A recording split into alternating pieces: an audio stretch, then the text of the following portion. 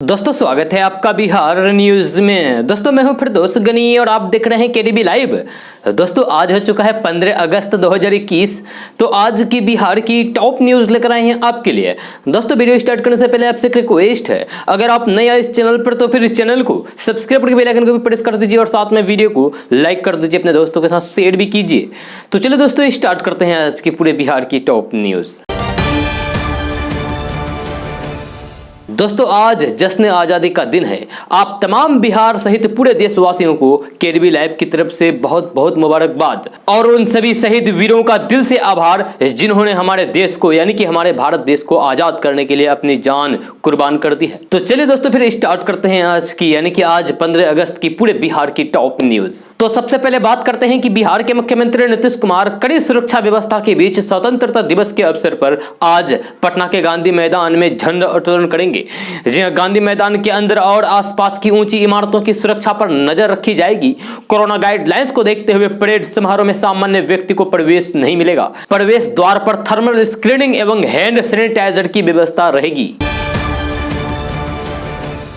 दोस्तों अलीगढ़ मुस्लिम विश्वविद्यालय की शाखा किशनगंज में खुल चुका है, लेकिन अब तक ये शाखा किराए के मकान में ही चल रहा है। किराए के मकान में बेहतर इंफ्रास्ट्रक्चर और हॉस्टल सहित कई अन्य जरूरी साधन की कमी है।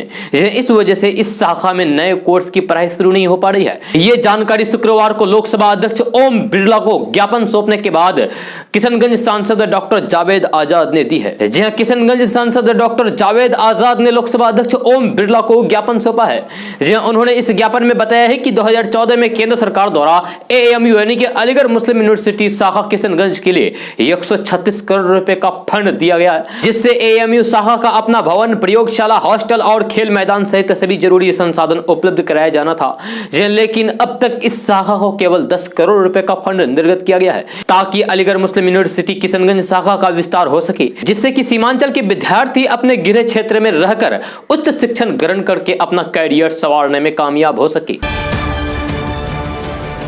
दोस्तों असम विधानसभा ने शुक्रवार को मवेशी संरक्षण बिल पारित कर दिया है। अब हिंदू धार्मिक स्थलों यानी कि मठ, मंदिर आदि के 5 किलोमीटर के भीतर में बीफ की बिक्री नहीं की जा सकेगी। इसके अलावा भी बिल में कई तरह के अन्य प्रावधान भी हैं। मुख्यमंत्री हेमंत बिस्वा शर्मा ने राज्य विधानसभा में विचार के लिए मवेशी संरक्षण बिल पेश किया और कहा कि राज्य कुछ चीजों पर जोर दे रहा है, जैसे कि राज्य की सीमाओं के पार गौमांस के ट्रांसपोर्टेशन आदि पर रोक। असम में नए कानून के पास होने के बाद राज्य से दूसरे राज्य में मवेशियों को मारने के लिए नहीं ले जा सकेगा। इसके परिवहन पर पूरी तरीके से प्रतिबंध लगा दिया गया है। हालांकि यदि कोई खेती करने के लिए ले जाना चाहता है तो फिर उसे अनुमति लेनी होगी। दोस्तों कोरोना के खिलाफ सबसे ज्यादा वैक्सीन लगाने के मामले में हमारे देश भारत सबसे पहले पायदान पर है। जी हां, देश में 41 करोड़ से ज्यादा नागरिकों को वैक्सीन दी जा चुकी है। साथ ही दूसरे डोज की संख्या भी 12 करोड़ के करीब पहुंच गई है। भारत के बाद अमेरिका है, जहां 20 करोड़ लोगों को वैक्सीन मिल गई है। हालांकि दूसरे डोज के मामले में अमेरिका भारत से आगे है। यहाँ टीकाकरण की शुरुआत भी भारत से पहले हुई थी। ये दोनों देशों के बाद ब्राजील, मैक्सिको, जर्मनी, ब्रिटेन और फ्रांस है। दोस्तों इस बार अगस्त महीने में शनिवार रविवार की छुट्टी मिलाकर कुल 15 दिन बैंक बंद रहेंगे। वहीं 19 तारीख से 23 तारीख तक लगातार 5 दिन की छुट्टी है। बैंकिंग कामकाज के लिए नजदीकी शाखा जाने से पहले अगस्त महीने की छुट्टियों की पूरी लिस्ट देख लेनी चाहिए। आरबीआई के कैलेंडर के मुताबिक अगस्त महीने में 8 दिन बैंक बंद रहेंगे। बाकी दिन जो बैंक बंद रहेंगे उनका साप्ताहिक अवकाश है यानी कि छुट्टी का दिन है। ध्यान देने वाली बात यह है कि देश के सभी राज्यों के सभी बैंकों में एक साथ 8 दिन की छुट्टी नहीं होने वाली है। हर राज्य में अलग अलग दिन में छुट्टी घोषित की गई है।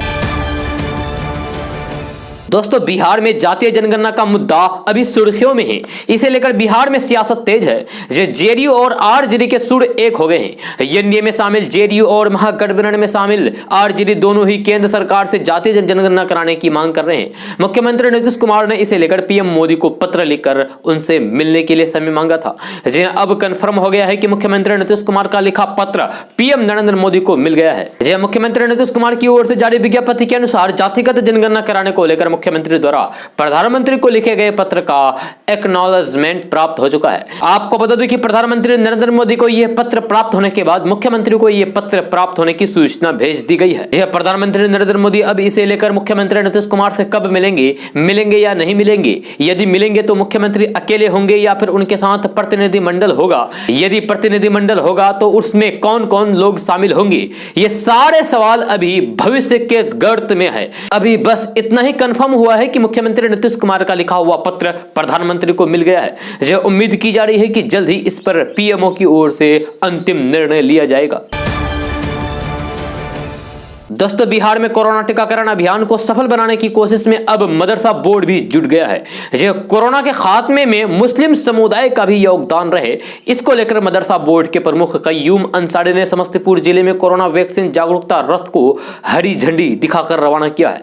जहां यह रथ मुस्लिम इलाकों में घूम घूम कर उर्दू भाषा में लोगों को कोरोना का टीका लेने के लिए जागरूक करेगा। जहां कय्यूम अंसारी ने जानकारी देते हुए बताया है कि कोरोना से देश में काफी मौतें हुई है। नीतीश कुमार की सरकार ने कोरोना से लड़ने के लिए टीकाकरण अभियान का आगाज किया है, जिसमें 6 माह के भीतर 6 करोड़ लोगों का टीकाकरण करने का टारगेट रखा गया है। जहां कय्यूम अंसारी ने आगे कहा है कि बिहार में यह अफवाह फैली है कि मुस्लिम समुदाय के लोग टीकाकरण में भागीदारी नहीं कर रहे हैं। इसी को देखते हुए बिहार मदरसा बोर्ड ने टीकाकरण जागरूकता रथ रवाना किया है। जहां उन्होंने कहा है कि टीकाकरण को लेकर यह 33 जिले में घूम चुका है। यही नहीं, मदरसों से संबंधित लोगों के साथ अध्यक्ष ने बैठक करके उन्हें टीका लगवाने और अन्य लोगों को भी वैक्सीन के लिए प्रेरित करने के लिए कहा है। मदरसा बोर्ड के चेयरमैन ने कहा है कि जागरूकता अभियान का परिणाम यह हो गया है कि अब टीका लेने वालों की संख्या बढ़ गई है, टीके भी कम पड़ने लगे हैं। दोस्तों, ग्रामीण इलाकों में सड़क दुर्घटना को रोके जाने को लेकर राज्य में शहरी सड़कों के तर्ज पर अब ग्रामीण सड़कों पर सड़क सुरक्षा से संबंधित साइनेज और स्पीड मापक यंत्र लगाए जाएंगे। यह निर्णय परिवहन विभाग की ओर से किए गए ऑडिट रिपोर्ट के बाद पथ निर्माण और ग्रामीण कार्य विभाग ने प्राथमिकता के आधार पर शुरू किया है, ताकि सड़क दुर्घटनाओं में कमी आए और लोग हाईवे या ग्रामीण सड़कों पर भी रात के अंधेरे में गाड़ी एक सीमित रफ्तार में सुरक्षित चला सके। वहीं इसके तहत गाड़ियों की गति सीमा बनाए रखने सहित अन्य जानकारियों पर निगरानी रखना पुलिस कर्मियों के लिए सहज हो सके। दोस्तों, बिहार के पटना से एक बड़ी खबर सामने आ रही है। मिली जानकारी के मुताबिक ब्रांडेड कंपनी की दवाएं जबरन लिखने वाले डॉक्टरों पर अब शिकंजा कसने की तैयारी शुरू कर दी गई है। ऐसे डॉक्टरों पर सख्त कार्रवाई करने के आदेश दिए गए हैं। खबर के अनुसार पटना पीएमसीएच में अब डॉक्टर के लिखे गए पुर्जे की जांच की जाएगी और यह देखा जाएगा कि कितने डॉक्टर जेनेरिक दवा ना लिखकर ब्रांडेड कंपनियों के दवा लिखते हैं। विभाग के द्वारा इसमें चिन्हित करने की भी आदेश दे दिए गए हैं। आपको बता दें कि पटना पीएमसीएच के डॉक्टर पर अक्सर ये आरोप लगते आए हैं कि यहाँ के डॉक्टर महंगी और ब्रांडेड कंपनियों के दवा लिखते हैं, जिसके कारण मरीज के परिवार वालों को आर्थिक परेशानी का सामना करना पड़ता है। अब ऐसे डॉक्टरों पर कार्रवाई की जाएगी। डॉक्टर के लिखे गए पुर्जे की जांच की जाएगी। जेनेरिक दवाएं नहीं लिखी पाई गई तो फिर संबंधित विभाग के डॉक्टर से स्पष्टीकरण मांगा जाएगा और उन पर सख्त एक्शन लिया जाएगा। बिहार सरकार ने डॉक्टरों को इसको लेकर पहले ही हिदायत दे दी थी।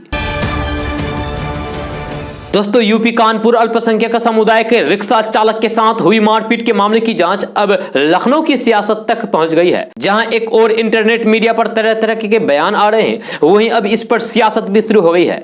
जहां ऑल इंडिया मजलिस इत्तेहादुल मुस्लिमीन के राष्ट्रीय अध्यक्ष असदुद्दीन ओवैसी के बाद अब समाजवादी पार्टी के राष्ट्रीय अध्यक्ष अखिलेश यादव ने भी इस घटना की निंदा की है। आपको बता दें कि उत्तर प्रदेश अल्पसंख्यक आयोग ने भी कमिश्नरेट पुलिस से जवाब तलब किया है। असदुद्दीन ओवैसी ने इस घटना पर ट्वीट करते हुए कहा है कि कट्टरपंथी हिंसक अपराधियों को पता है कि उन्हें कुछ नहीं होगा।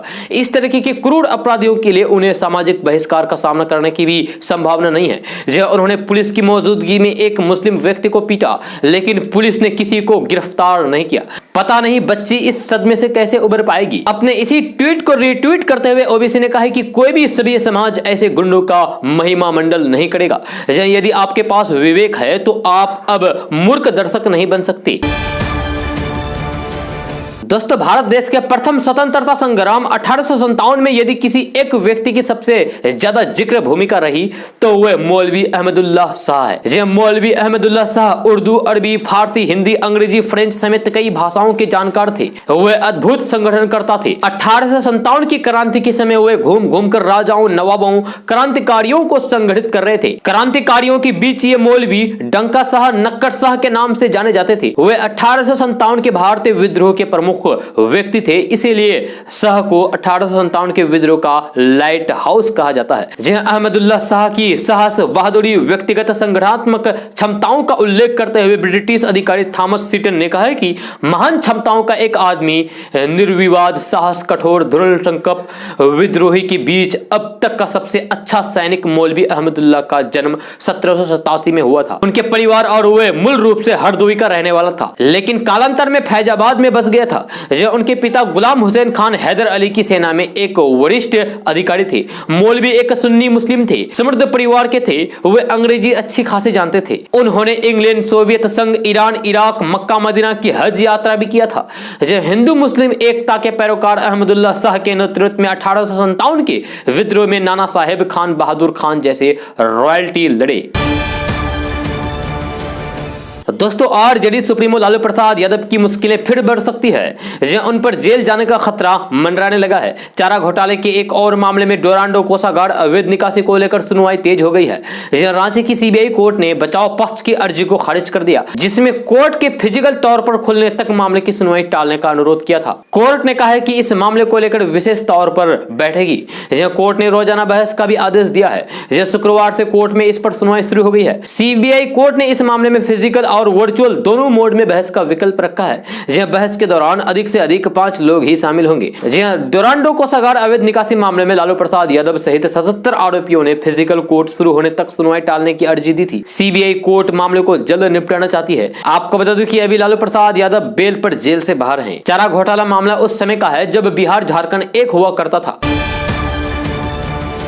दोस्तों, बिहार के उद्योग मंत्री सैयद शाहनवाज हुसैन ने दिल्ली में देश के राष्ट्रपति रामनाथ कोविंद और उपराष्ट्रपति वेंकैया नायडू से मुलाकात की है और बिहार के उद्योग को लेकर पूरी जानकारी उनके साथ शेयर किया है। राष्ट्रपति रामनाथ कोविंद की मुलाकात के दौरान उन्होंने बिहार में उद्योगों के विकास के लिए बने बहुत अच्छे माहौल को लेकर पूरी जानकारी साझा की है और उनका मार्गदर्शन प्राप्त किया है। राष्ट्रपति बनने से पहले राष्ट्रपति रामनाथ कोविंद बिहार के ही राज्यपाल थे और इस वजह से बिहार से उनका विशेष लगाव है। बिहार के उद्योग मंत्री सैयद शाहनवाज हुसैन ने कहा है कि उद्योगों की स्थापना के लिए बहुत तेजी से आगे बढ़ रहे बिहार के बारे में जानकारी पाने के बाद राष्ट्रपति ने अत्यंत प्रसन्नता जाहिर की और बिहार के विकास के लिए शुभकामनाएं दी। सैयद शाहनवाज हुसैन ने दिल्ली में उपराष्ट्रपति वेंकैया नायडू से भी मुलाकात की और उनसे भी पूरी जानकारी शेयर की। उन्होंने बताया है कि बिहार कैसे देश भर के उद्योगपतियों के लिए निवेश का डेस्टिनेशन बनकर उभरा है और यहाँ उद्योगों की स्थापना को लेकर हलचल काफी तेज हो गई है। दोस्तों, बिहार में ताबड़तोड़ और बेलगाम आपराधिक वारदातों के बीच नीतीश सरकार ने एक बार फिर से स्पष्ट किया है कि उसकी प्राथमिकता क्या है। सरकार के गृह विभाग ने एक आदेश जारी किया है जिसमें यह तय किया गया है कि गृह विभाग के प्रमुख यानी कि अपर मुख्य सचिव अब लगातार पुलिस से लेकर अपने अधीन के सारे काम की समीक्षा करेंगे। इसमें सबसे दिलचस्प बात यह है कि बिहार सरकार हर सप्ताह 2 दिन सिर्फ शराब से जुड़े मामलों पर हाई लेवल बैठक करके शराबबंदी की समीक्षा करेंगी। दोस्तों, उत्तर प्रदेश की राजधानी लखनऊ में कैब ड्राइवर को थप्पड़ मारने वाली लड़की की मुश्किलें बढ़ सकती है। कैब ड्राइवर का कहना है कि वह लड़की के साथ समझौता नहीं करेगा, वह उसे जेल भेजकर ही दम लेगा। कैब ड्राइवर सादत अली का कहना है कि लड़की ने गलत किया है, उसको इसकी सजा मिलनी चाहिए। अगर लड़की की गिरफ्तारी नहीं किया जाता है तो वह हाई कोर्ट तक जाएगा, लेकिन उसे जेल भेजकर ही रहेगा। सादत अली का कहना है कि थप्पड़ कांड से उसके मान सम्मान में ठेस पहुंची है, उसकी अब समाज में कोई इज्जत नहीं रह गई है। बताया जा रहा है कि कैब ड्राइवर सादत को थप्पड़ मारने वाली लड़की प्रियदर्शनी अब उसके साथ समझौता करना चाहती है, लेकिन सादत समझौता नहीं करना चाहता। उसका साफ साफ कहना है कि वह थप्पड़ गर्ल को जेल भेजकर ही रहेगा। वही प्रियदर्शनी का कहना है कि अगर पुलिस अपना काम ठीक से करती है तो वह थप्पड़ गर्ल ना बनती। अगर मामला नहीं सुलझता है तो वह कोर्ट में पिछले 6 महीने के सारे सीसीटीवी फुटेज दिखाएंगी, साथ ही बताएंगे कि उस पर कितनी बार हमला हुआ है। सादत अली ने लखनऊ पुलिस पर भी आरोप लगाया है। उसका कहना है कि पुलिस लड़की के साथ मिली हुई है, वह कोई कार्रवाई नहीं कर रही है, पुलिस मेरे केस को कमजोर कर रही है। ऐसे उसका कहना है कि अगर थप्पड़ कांड मेरे हाथों हुआ होता तो अब तक मुझे पुलिस जेल भेज चुकी होती। कैब ड्राइवर सादत अली का कहना है कि थप्पड़ कांड को 15 दिन हो गए हैं, लेकिन अभी तक लड़की की गिरफ्तारी नहीं हुई है। दोस्तों, भारत की आजादी की 75वीं वर्षगांठ है। जी हाँ, स्वतंत्रता दिवस से एक दिन पहले प्रधानमंत्री नरेंद्र मोदी ने जानकारी दी है कि 14 अगस्त को विभाजन विभीषिका स्मृति दिवस के तौर पर मनाने का निर्णय लिया गया है। प्रधानमंत्री नरेंद्र मोदी ने ट्वीट करते हुए कहा है कि देश के बंटवारे के दर्द को कभी भूला नहीं जा सकता। जी हाँ, कभी भुलाया नहीं जा सकता। नफरत और हिंसा की वजह से हमारे लाखों बहनों और भाइयों को विस्थापित होना पड़ा और अपनी जान तक गंवानी पड़ी।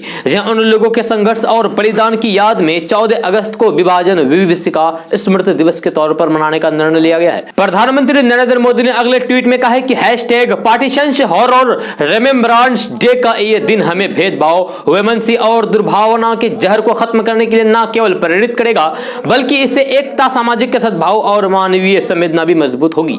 यह देश के इतिहास में 14 अगस्त की तारीख आंसुओं से लिखी हुई है। यही वह दिन था जब देश का विभाजन हुआ और 14 अगस्त 1947 को पाकिस्तान तथा 15 अगस्त 1947 को भारत को एक पृथक राष्ट्र घोषित किया गया। इस विभाजन में न केवल भारतीय उपमहाद्वीप के 2 टुकड़े किए गए बल्कि बंगाल का भी विभाजन किया गया और बंगाल के पूर्वी हिस्से को भारत से अलग करके पूर्वी पाकिस्तान बना दिया गया, जो 1971 के युद्ध के बाद बांग्लादेश बना। कहने को तो एक देश का बंटवारा था, लेकिन दरअसल ये दिलों का, परिवारों का, रिश्तों का और भावनाओं का बंटवारा था। साथ ही पीएम मोदी ने कहा है कि भारत मां के सीने पर बंटवारे का ये जख्म सदियों तक रिश्ता रहेगा और आने वाली नस्लें तारीख के इस सबसे दर्दनाक और रक्त रंजित दिन की टीस महसूस करती रहेगी। दोस्तों, कांग्रेस सांसद राहुल गांधी का ट्विटर अकाउंट अब एक हफ्ते बाद अनलॉक कर दिया गया है। साथ ही दूसरे कांग्रेसी नेताओं की ट्विटर आईडी भी अनलॉक हो गई है। जहां कांग्रेस के एक नेता ने बताया है कि राहुल गांधी के साथ ही पार्टी के वरिष्ठ नेताओं के अकाउंट भी खुल गए हैं। आपको बता दें कि ट्विटर ने राहुल गांधी, कांग्रेस और पार्टी के कई वरिष्ठ नेताओं के ट्विटर अकाउंट बंद कर दिए थे। जहां कांग्रेस महासचिव केसी वेणुगोपाल, मुख्य प्रवक्ता रणदीप सुरजेवाला, महासचिव अजय मकान, जितेंद्र सिंह, सांसद मणिकम टैगोर, महिला कांग्रेस की अध्यक्ष सुष्मिता देव, प्रवक्ता पवन खेरा और कई अन्य नेताओं के ट्विटर अकाउंट लॉक किए गए थे। दोस्तों, बिहार के कटिहार जिले में बीते दिनों सरकारी स्कूल के शिक्षक के बाजार में मिड डे मील के खाद्यान्न के खाली बोरे बेचने का वीडियो वायरल हुआ था। वीडियो वायरल होने के बाद कदवा प्रखंड में स्थित प्राथमिक विद्यालय के प्रभारी प्रधान अध्यापक तमीजुद्दीन पर शिक्षा विभाग ने कार्रवाई करते हुए उन्हें निलंबित कर दिया था। हालांकि शिक्षक के निलंबन के बाद शिक्षक संघ के सदस्य सरकार और विभाग से उनके निलंबन को वापस लेने की मांग कर रहे हैं। वहीं संघ के सदस्य शिक्षक तमीजुद्दीन द्वारा बोरा बेचने के कार्य को सही ठहराते हुए सरकार और शिक्षा विभाग के निर्देश का पालन करने की बात कह रहे हैं। यह विभागीय आदेश के विरोध में कटिहार जिला मुख्यालय के प्रखंड से लेकर सभी प्रखंडों में प्राथमिक शिक्षकों द्वारा सरकार और विभाग के खिलाफ विरोध प्रदर्शन करना शुरू कर दिया गया है। शिक्षकों का मांग है कि जल्द ही शिक्षक मोहम्मद तमीजुद्दीन का निलंबन वापस लिया जाए, नहीं तो कोर्ट का दरवाजा खटखटाया जाएगा। इसको लेकर शिक्षक संजीव कुमार चौधरी ने बताया कि हम सरकार की किसी भी नीति और आदेश के खिलाफ नहीं है। सरकार के आदेश पर ही हमारे जिला अध्यक्ष तमीजुद्दीन ने बोरे बेचे, लेकिन अलोकतांत्रिक तरीके से उन्हें निलंबित कर दिया गया। मामले में स्पष्टीकरण देने से पहले ही उन्हें सस्पेंड कर दिया गया। यह बिल्कुल भी गलत है। ऐसे में विभाग जल्द से जल्द आदेश को वापस ले और तमीजुद्दीन को ड्यूटी पर लौटने का आदेश दे। दोस्तों, सरकारी नौकरी की तैयारी कर रहे बिहार झारखंड के युवाओं के लिए एक सुनहरा मौका है। महाराष्ट्र लोक स्वास्थ्य विभाग के आरोग्य विभाग में ग्रुप सी के विभिन्न पदों के लिए नोटिफिकेशन जारी किया गया है। ऐसे में इच्छुक उम्मीदवार आरोग्य विभाग की आधिकारिक वेबसाइट आरोग्य.महाराष्ट्र.gov.in पर जाकर ऑनलाइन आवेदन दे सकते हैं। इसमें अलग अलग पदों पर कुल 2725 रिक्तियां भरी जाएगी, जिनमें house keeper, dresser, store guard, laboratory assistant, x-ray technician समेत कई ग्रुप सी के पद शामिल है।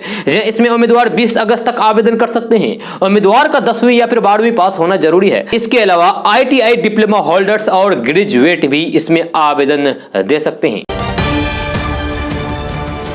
दोस्तों, प्लास्टिक तिरंगा बंद करने के लिए देश भर में जागरूकता अभियान चलाया जा रहा है। जहां प्लास्टिक तिरंगे को लेकर कू ऐप पर चल रही मुहिम को देश भर से जोरदार समर्थन मिल रहा है। जहां कई मुख्यमंत्री, कैबिनेट मंत्री, बड़े नेता, खिलाड़ी और सेलिब्रिटीज ने ऐप पर प्लास्टिक का तिरंगा इस्तेमाल न करने की शपथ ली है। जनता से भी कपड़े और कागज के तिरंगे इस्तेमाल करने की अपील की है। कू ऐप की इस मुहिम का ऐसा असर हुआ है कि #say no to प्लास्टिक तिरंगा पूरे दिन स्वदेशी माइक्रो ब्लॉगिंग साइट कू ऐप पर ट्रेंड करते रहे। जब प्रकृति को स्वच्छ बनाए रखने और अपने तिरंगे की शान को बढ़ाने के लिए शुरू की गई इस मुहिम को उत्तर प्रदेश के मुख्यमंत्री योगी आदित्यनाथ का भी साथ मिला।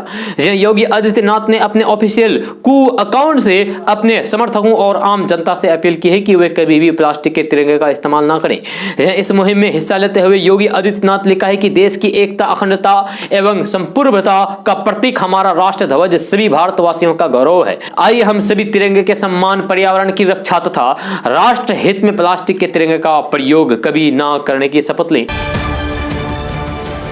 दोस्तों, इन दिनों दिल्ली के राजनीतिक गलियारों में एक नया शब्द चलन में है और यह शब्द है बनर्जी इफेक्ट। जी हां, पेगासस मुद्दे पर संसद में विपक्षी दलों की संसद ठप करने की मोटे तौर पर एकजुट पहल कुछ इसी इफेक्ट का मुजाहिरा माना जा रहा है, जो पश्चिम बंगाल की मुख्यमंत्री ममता बनर्जी ने अपने राज्य में भाजपा की चुनौती को प्रस्तुत करके दिखाई है। लगता है कि ममता बनर्जी के भाजपा को उसी तेवर में जवाब देने के हौसले ने तमाम विपक्षी दलों में नया जोश और जज्बा भर दिया।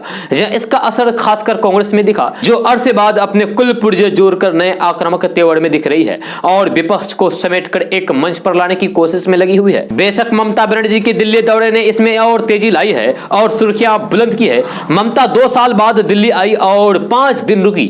जाते जाते कह गए हैं कि अब वे हर 2 दिन में आएंगी। विधानसभा चुनाव में टीएमसी की रिकॉर्ड जीत के बाद ममता 2024 के आम चुनाव को लेकर अपने इरादे जाहिर कर चुकी है।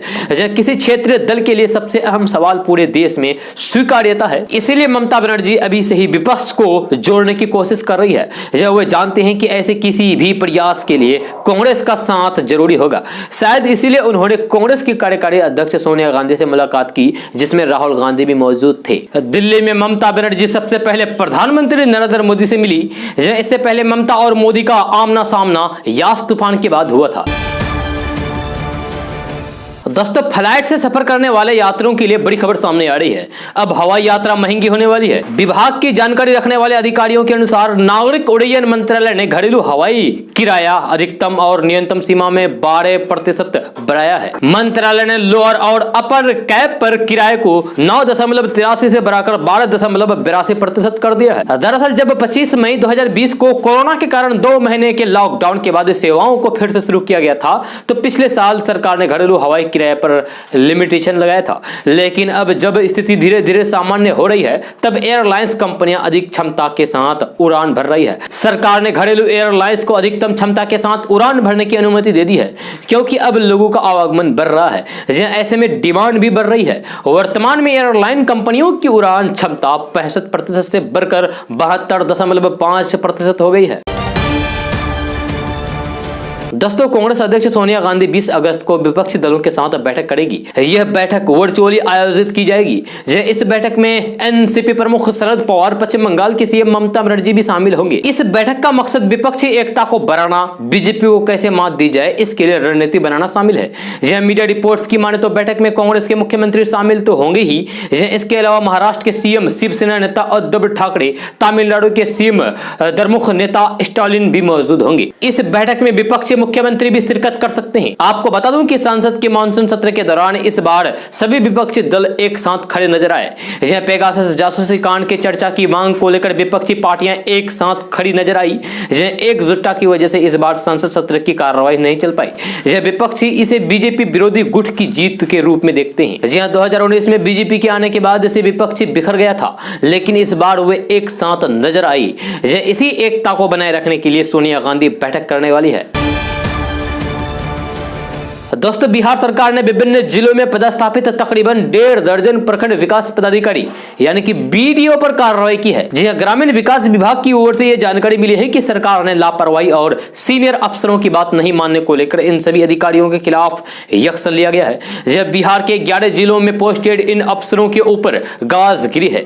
जिन अधिकारियों के खिलाफ एक्शन लिया गया है, इन सभी को अलग अलग दंड दिए गए हैं। किसी बीडीओ के वेतन पर रोक लगा दी गई है। सीनियर अफसरों की बात नहीं मानने को लेकर कई अफसरों को निंदन का दंड दिया गया है। इस लिस्ट में पटना, समस्तीपुर, वैशाली, मधेपुरा, मुजफ्फरपुर, रोहतास, पूर्णिया, कटिहार, पूर्वी चंपारण, लखीसराय और भोजपुर के बीडीओ शामिल है, जिनके विरुद्ध सरकार ने एक्शन लिया है। दोस्तों बिहार में 94,000 प्रारंभिक शिक्षकों की बहाली के लिए दूसरे चरण की काउंसलिंग प्रक्रिया शुक्रवार को समाप्त हो गई है, लेकिन इसमें भी नियोजित इकाइयों द्वारा लापरवाही और अनियमितता किए जाने की शिकायतें मिली है। इसे गंभीरता से लेते हुए शिक्षा विभाग भी एक्शन में आ गया है और तत्काल 3 दर्जन नियोजन इकाइयों की काउंसलिंग एवं मेगा सूची को रद्द कर दिया गया है। शिक्षा विभाग ने यह कार्रवाई बांका, मधुबनी, कैमूर और दरभंगा जिले के जिला अधिकारियों की अनुशंसा पर की है। अभी और नियोजन इकाइयों पर कार्रवाई तय है, क्योंकि शिक्षा विभाग के अपर मुख्य सचिव संजय कुमार ने सभी जिलों के दूसरे चरण की काउंसलिंग से संबंधित पूरी रिपोर्ट जिलों से तलब की है। दोस्तों बिहार के 5 प्रमुख रेलवे स्टेशनों पर पहली बार बिहार के हस्तशिल्प का जलवा दिखेगा।